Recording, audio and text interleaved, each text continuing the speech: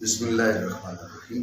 ہماری گفتگو یہ ہو رہی تھی، جو میں نے سوال کیا تھا کہ جب اس کی اہمیت اس قدر زیادہ ہے حقائق الاشیاء ثابتۃ کی، تو پھر کوئی ایک آیہ مقدسہ، کوئی ایک حدیث اس بارے میں صریح ہونی چاہیے تھی جس میں یہ ہوتا حقائق الاشیاء ثابتۃ۔ جی تو نہ کوئی آیت ہے نہ کوئی حدیث ہے۔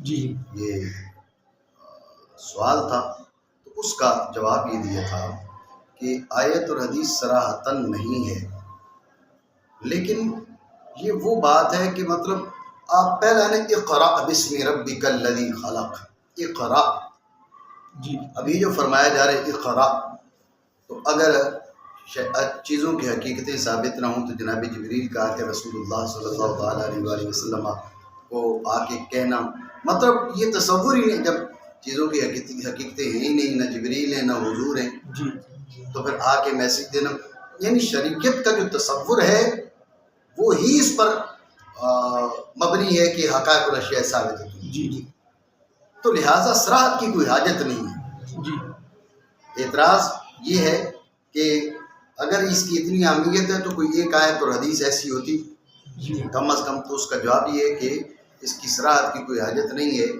یہ پوری شریعت ہی اسی بارے میں ہے، پوری قرآن و حدیث انہی چیزوں پر مبنی ہے، تو صراحت کی کوئی حاجت نہیں ہے۔ آپ یہ سوال کر سکتے ہیں کہ اتنا اہم قضیہ ہے تو صراحت ہو جاتی، تو اس کا جواب بھی سمجھ لیں، یہ بھی ضروری نہیں ہے کہ ہر اہم قضیے کی صراحت ہو، لیکن اصل میں یہ جو فکر ہے نا، وہ انتہائی کم عقل لوگوں کی فکر ہے۔ جب یہ فکر انتہائی کم عقل لوگوں کی فکر ہے تو شریعت مطہرہ نے ان کا اعتبار ہی نہیں کیا، ان کا اعتبار کر کے پھر ان کا رد کیا جائے۔ قرآن و حدیث نے ان کا اعتبار ہی نہیں کیا، جب اعتبار نہیں کیا اس لیے صراحتاً ان کا رد نہیں کیا۔ بات آپ سمجھے نہیں سمجھے؟ ٹھیک ہے، یہ ابتدائی باتیں تھی، مانا کریں چیزوں کی حقیقتیں ثابت ہیں۔ تو اب سوال یہ تھا کہ اس کو بیان کیوں کیا، تو اس کا جواب شیخ محقق نے دیا، تمام عقائد اور احکام کا مدار اس بات پر ہے کہ ہر چیز کے لیے ایک حقیقت ہے، نفس الامر میں۔ وہ جو ہے نفس الامر کیا ہے، نفس الامر کیا ہے، اس کی سادہ سی وضاحت کرتے ہیں شیخ محقق، کہتے ہیں کہ باقطع نظر از علم و اعتقاد مردم، یعنی لوگوں کے علم اور اعتقاد سے قطع نظر، حقیقت میں، واقع میں، یہ نفس الامر ہے۔ ٹھیک ہے، ایک یہ کہ آپ کسی چیز کو کچھ سمجھتے ہیں، آپ اس کو اعتقاد کرتے ہیں، ٹھیک ہے، یہ اعتقاد یہ ہے، یہ اس کی حالت نفس امری نہیں ہے۔ نفس امری یہ ہے کہ آپ کے علم و اعتقاد سے قطع نظر اس کی واقع میں جو حالت ہے، یہ نفس الامر ہے۔ بات سمجھے؟ یہ نفس الامر کی وضاحت کر، دوبارہ سمجھیں، کہا نفس الامر، اب نفس الامر کیا ہے، تو اس کی سادہ سی وضاحت کی طرف اشارہ کرتے ہوئے کہا کہ باقطع نظر از علم و اعتقاد مردم، کہ لوگوں کے علم و اعتقاد سے قطع نظر، یعنی لوگ اس کو کیا سمجھتے ہیں، لوگوں کا اعتقاد کیا ہے، اگر علم و اعتقاد کی نفی کر دی جائے اب اس کی کیا حالت بنتی ہے، وہ جو اب اس کی حالت ہے، یہ حالت نفس امری کیا ہے، جسے آپ حالت واقعیہ کہتے ہیں۔ بات سمجھے؟ مانا کریں کہ قطع نظر علم سے اور لوگوں کے اعتقاد سے۔ اب کیا کہا کہ بھئی ہر چیز را حقیقت است ثابت و واقع، ثابت ہے اور واقع ہے۔ بات سمجھے؟ یہ ہو گیا حقائق الاشیاء ثابت، اس کا خلاصہ ٹھیک ہو گیا۔ اب اس ذریعے سے جن مذاہب کا رد کرنا چاہ رہے ہیں اگلے جملے، ان مذاہب کی تفصیل کی جائے، غور کریں کہ مجرد وہم و خیال نیست۔ بعض حضرات نے کہا کہ یہ محض اوہام و خیالات ہیں، اشیاء کی کوئی حقیقت نہیں ہے۔ آپ کو بتایا تھا سوفسطائیوں میں جو فرقہ عنادی ہے، ان کی یہ فکر ہے، ان کے رد کے لیے کہا کہ مجرد وہم و خیال نیست، ان کا یہ کہنا کہ مجرد وہم و خیال ہے، ایسا نہیں ہے. بات سمجھے؟ یہ کس کے رد میں کہا؟ انادیہ کے رد میں. کس کے؟ مجرد فہم و خیال نہیں ہے. توجہ رکھیں. دوسرا کیا ہے؟ دوسرا ہے اندیہ. ہم جس چیز کو جیسے سمجھے وہ ویسے ہی. بات ہے ذہن میں. جس کو ہم جو گمان کریں وہ ویسے ہی ہے. ان کا رد کرتے ہو کیا کہا؟ وَتَابِعِ علم و اعتقاد نیست. یعنی بعض نے کہا بھئی حقیقتیں ہیں صحیح لیکن وہ علم و اعتقاد کے تابع ہیں. جس چیز کو ہم جیسا سمجھیں وہ ویسی ہے. یہ کیا ہو گئی؟ یہ اندیہ. ان کا رد کرتے ہو کیا کہا کہ وَتَابِعِ علم و اعتقاد نیست. اور علم و اعتقاد کی تابع نہیں ہے. علم و اعتقاد کی تابع ہونے کی قدر وضاحت تاکہ معلوم ہو جائے علم و اعتقاد کی تابع ہونے کا مطلب وہ کیا لیتے ہیں. وہ علم و اعتقاد کی تابع ہونے کا مطلب یہ لیتے ہیں کہ پانی کو آگ سمجھو تو آگ ہے, آگ کو پانی سمجھو تو پانی ہے, گرم کو سرد سمجھو تو سرد ہے, سرد کو گرم سمجھو تو گرم ہے. یہ بات تمہاری ہے. ابھی تم اس وقت تم یہ تصور کرو کہ اے سی چل رہا ہے اور ٹھنڈ سے برا حال ہو رہا ہے تو اب تمہیں وہ لحاظ لینا پڑ جائے گا. یہ ان کی سوچ ہے. انتہائی سخت سردی ہو اس کے اندر تم یہ سمجھو کہ نہیں شدید گرمی ہے تو تمہیں اے سی چلانا پڑ جائے گا. جی آپ سمجھ رہے ہو یہ بالکل بیوقوف والی بات ہے لیکن ان کی سوچ ہے. تو ان کا یہ آگے وضاحت ہے کہ وہ مطلب علم و اعتقاد کے تابع ہونے کا مطلب کیا وہ لیتے ہیں.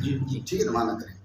یعنی پانی پانی ہے, نفس الامر میں اور حقیقت میں, اور آگ آگ ہے. یہ کچھ اس کی کتابت کی غلطی ہے. تفصیلی عبارت یہ ہے نہ یہ کہ اگر آگ کو مثلا پانی اعتقاد کریں پانی ہو جائے اور پانی کو اگر ہم آگ کہیں آگ ہو جائے اور گرم کو ہم اگر سرد کہیں ٹھنڈی ہو جائے. گرم اعتقاد کریں اور سرد کو گرم اعتقاد کریں تو گرم ہو جائے. ٹھیک ہے جی. تو یہ بات بھی نہیں ہے. یہ دو فرقوں کا نام, دو فرقوں کی بات ہوگی. ایک وہ جو کہتے ہیں کہ مجرد اوہام و خیالات ہے, دوسرے وہ جو کہتے ہیں کہ تابع علم و اعتقاد ہے. ٹھیک ہے. ان کو کیا کہتے ہیں ان کے نام کی طرف اشارہ کر رہے ہیں, معنی کریں. اور وہ فرقہ جو یہ اعتقاد کرتے ہیں انہیں سوفسطائی کہتے ہیں. ٹھیک ہے. تو شیخ محقق رحمۃ اللہ تعالیٰ علیہ فرماتے ہیں کہ آپ شرح شریف کو دیکھیں, جب بھی ان کی بات سراسر باطل ہے اور عذر و عقل بھی ان کی بات یہ سراسر باطل ہے. ٹھیک ہے. آگے شرح شریف کی نصوص پیش نہیں کی کیونکہ شرح شریف کی کوئی بھی نص آپ اٹھا لیں, اگر ایک دو نصوص پیش کرتے نا, یہ بھی سوال ہے کہ کہا نا کہ ای سخن بحکم عقل و شرع یا و باطل است. بھئی ایک دو نصوص شریعہ پیش تو کر دیتے نا, کوئی ایک نص شریعہ بھی نہیں پیش کی. جی تو ذہن میں رکھیں کوئی بھی نص شریعہ پیش نہ کرنا اس کی وجہ یہ ہے کہ اگر ایک دو نصوص شرعیہ پیش کی جاتی تو وہاں کیا ہوتا, یہ والی جو دو نصوص ہیں, چار ہیں, ایک ہے, پانچ ہیں, یہ سوفسطائیوں کے مذہب بطلان کی دلیلیں, یہ اختصار کا وام ہوتا. قرآن عظیم کی ایک ایک نص, حضور کی ایک ایک حدیث, وہ کیا ہے, وہ سوفسطائیوں کے مذہب بطلان کی دلیل. مطلب خود شریعت کا تصور, اگر چیزیں اوہام و خیالات ہوں تو شریعت کا تصور بھی ہی باطل ہے. بھائی چیز ہے ہی کوئی نہیں, نہ بندے نہ فرشتے, نہ انسان نہ فرشتے, نہ نبی نہ رسول. یہ پہلا مذہب جو انادیوں والے ہیں. دوسرے جو کہا بھی سارا اعتقاد کے تابع ہے, تو جس کو رسول سمجھو رسول ہے, جس کو جبریل سمجھو جبریل ہے, مطلب سارا تصور ہی باطل ہو جاتا ہے. بات آپ سمجھ رہے ہو. اور پھر اسلام میں بنیادی جو بنیاد کے سب سے پہلی بنیاد ہے توحید کا عقیدہ, رسالت کا عقیدہ.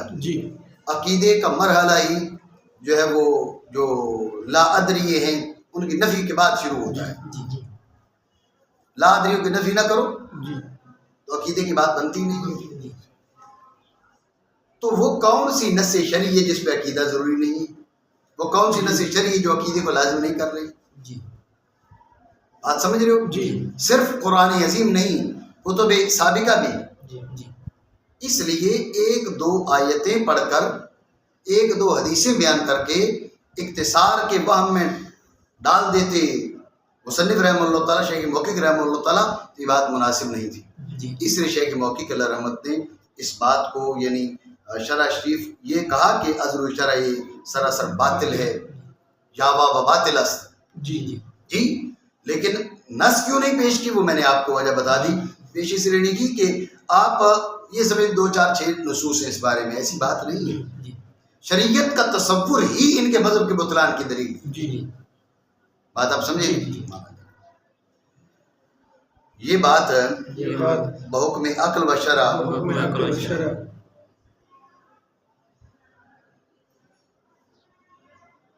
ہدیان اور باطل ہے۔ یاوا کا مطلب ہے بالکل بکواس ہے، جی جی ٹھیک ہے نا؟ تو یہ الفاظ جو ہے ہمارے اکابر حضرات بالکل سخت ترین باطل بات کے بارے میں کہتے ہیں، ہر بات کو یہ اس قسم کی سخت الفاظ استعمال نہیں کرتے۔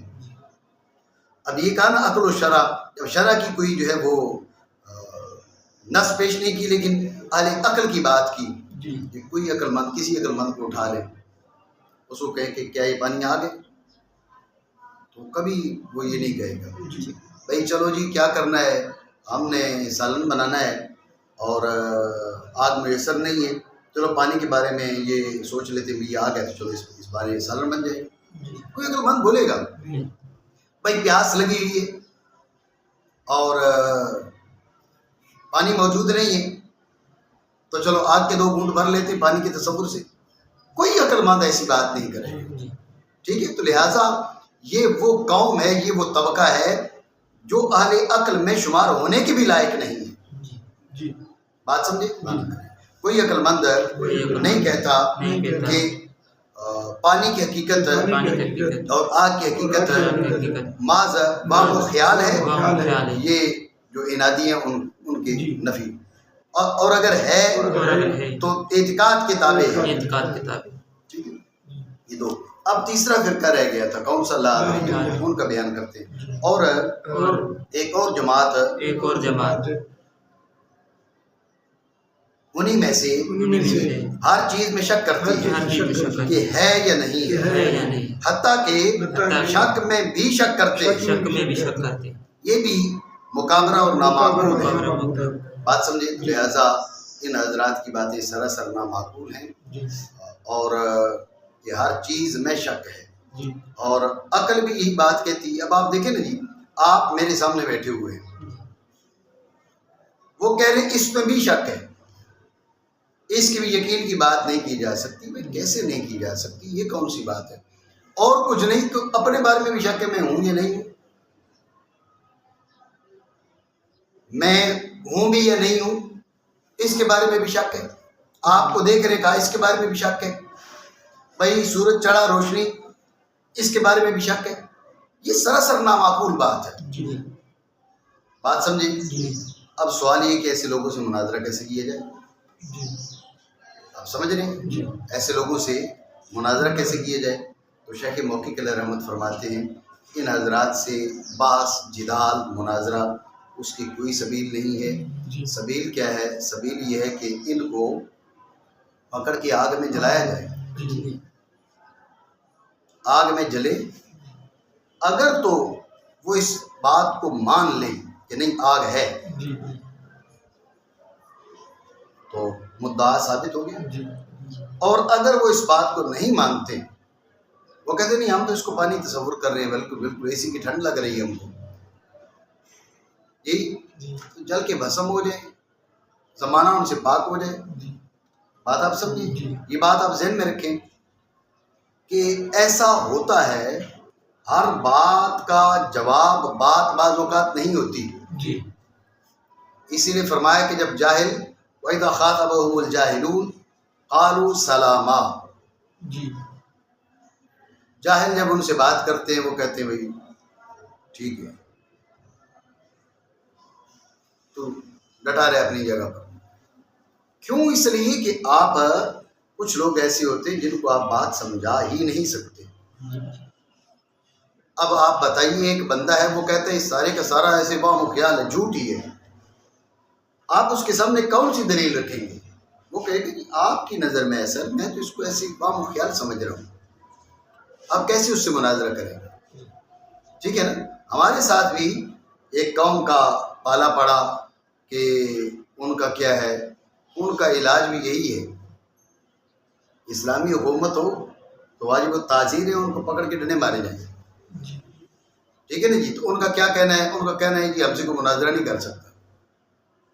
کیوں؟ ہم سامنے آئیں گے تو کر کے دکھاؤ گے. قیامت تک کے لیے آپ کو چیلنج ہے، آپ سپریم کورٹ آ کے مناظرہ کرو. سپریم کورٹ تیرے لیے بنی ہوئی ہے جی. سپریم کورٹ آ جاؤ، وہاں پر آ کے مناظرہ کرو. ٹھیک ہے. تو یہ جہلاء کا ایک طبقہ نہیں، بے شمار ایسے طبقات ہوتے ہیں. حضرت سیدنا عمر فاروق رضی اللہ تعالیٰ عنہ کے دور میں ایک شخص نے اس قسم کی باتیں شروع کر دی تو حضرت عمر فاروق نے بلا کر اس کے سر میں چھڑیاں ماری. ایک دن پھر اس کو قید کر دیا گیا، پھر بلایا، پھر قید کر دیا گیا، پھر بلایا. اب اس کے دماغ میں جو خمار تھا وہ اتر گیا.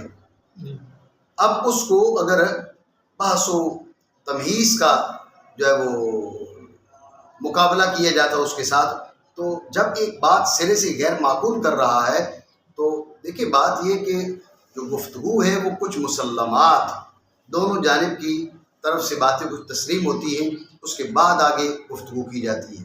جو بدیہیات کا انکاری ہو اس کے ساتھ آپ کیسے بات کر سکتے ہیں؟